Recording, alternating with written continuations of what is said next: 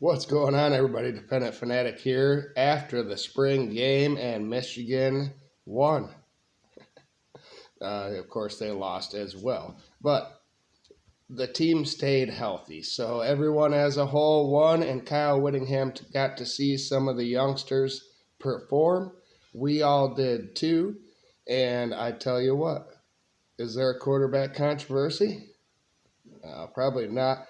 But Tommy Carr looked a lot better than Bryce Underwood did. I'm just being honest. I know it's one scrimmage, one practice out of the whole entire spring. But Underwood looked shaky. He was throwing off his back foot. He was doing the same kind of things that got him in trouble last season. Tommy Carr comes in, completed passes in the flat, completed passes downfield as well. He ran much better than Bryce Underwood ever did, it looked like to me. Bryce Underwood was limited, of course, but Tommy Carr proved that at least he can be a capable backup quarterback, and he will be competition for Bryce in fall. And who knows? Maybe the $12 million man gets beat out. It's a possibility. That's what I think out of this spring game. Also, number two is Savion Hyder is a man among boys, even against Michigan's players. The guy was amazing, falling forward, churning his legs, finding the open hole, having patience finding the hole, letting his blocks develop and set up. He looked damn good as well. And then, of course, Jamie French got a couple of catches. He looked nice.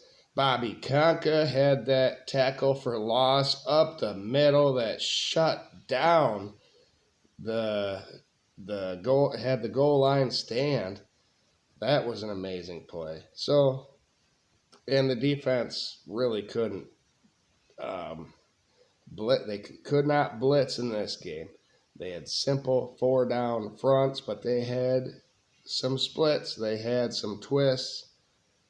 They looked really good overall. So, the offensive line, of course, is split up amongst two teams. It's not a cohesive unit. They probably never practiced that way.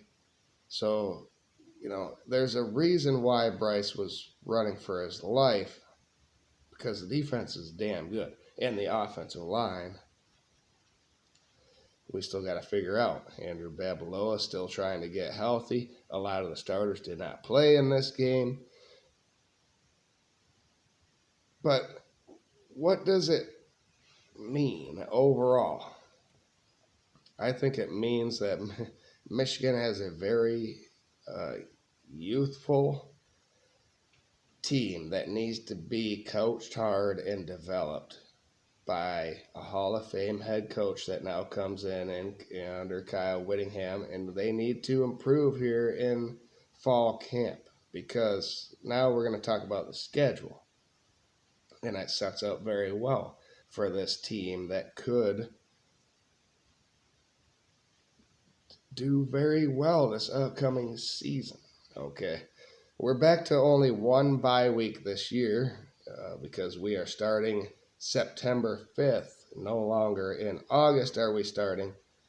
And we're going to get more concentrated football because there's only one bye week. So we don't have to spend 2 weeks without Michigan football during the season, which should be better for us viewers.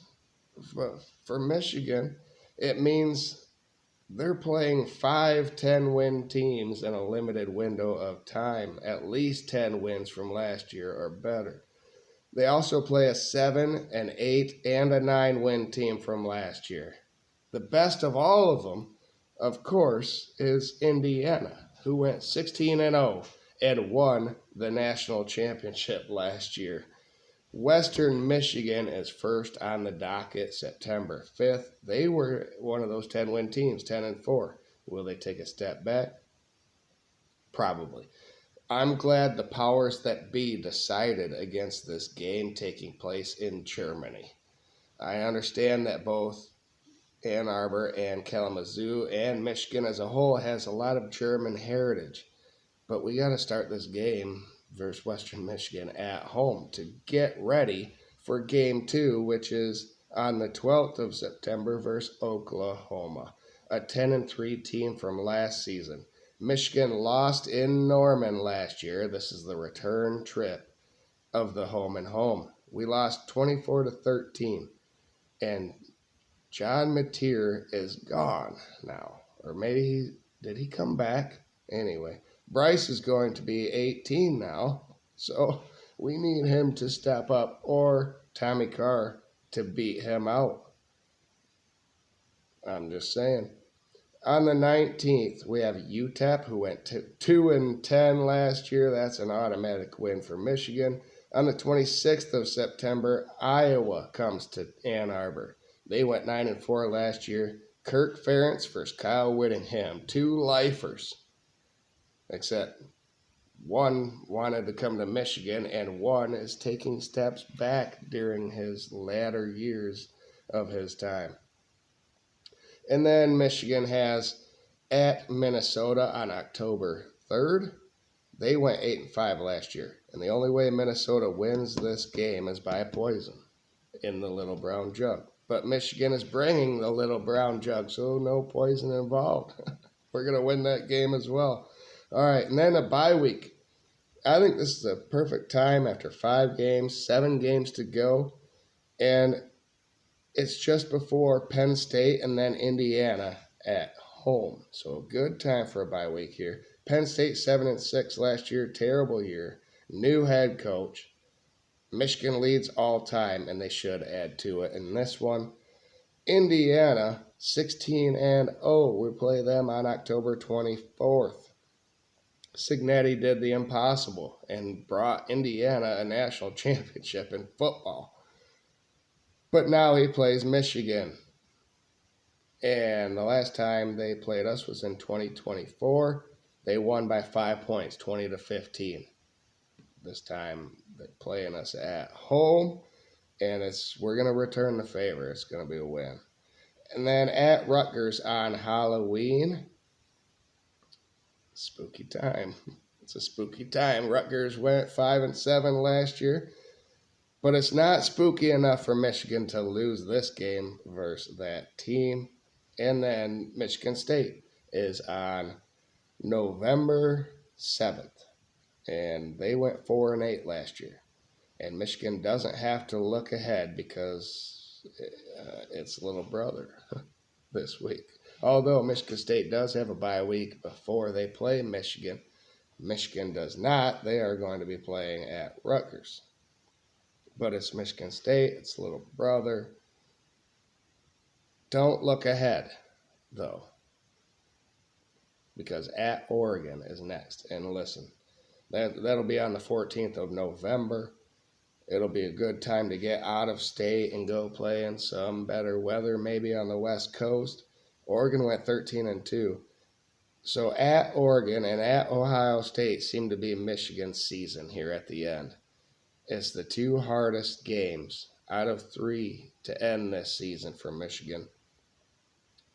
UCLA will be on November 21st in Ann Arbor. 3-9 last year. Michigan will beat UCLA, barring a major late season injury bug or something to the team that allows them to lose this game.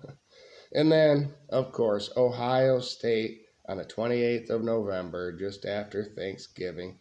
12-2 Ohio State went last year, and they did not win the national championship. That's right. A 2-loss Ohio State team didn't get it done. So it's the game where Ohio State was able to win in Ann Arbor last year, finally. But now we get to return the favor and beat them in Columbus once again. Michigan does play 4 terrible teams in UTEP, at Rutgers on Halloween, Michigan State, and UCLA just before we play at Ohio State. Michigan was just a couple of plays away from Oklahoma in Norman to win that game, and a few plays away from Ohio State last year to win that game. USC and Texas in the bowl game were ugly. At USC, They got ahead. We could not come back with the terrible offense that we had last year, which is going to be a lot better this season. And Texas. So Michigan was close to the playoff last year other than one game, and have only gotten better overall with the new coaching staff, player retention, and acquisition. Plus, experience has been built.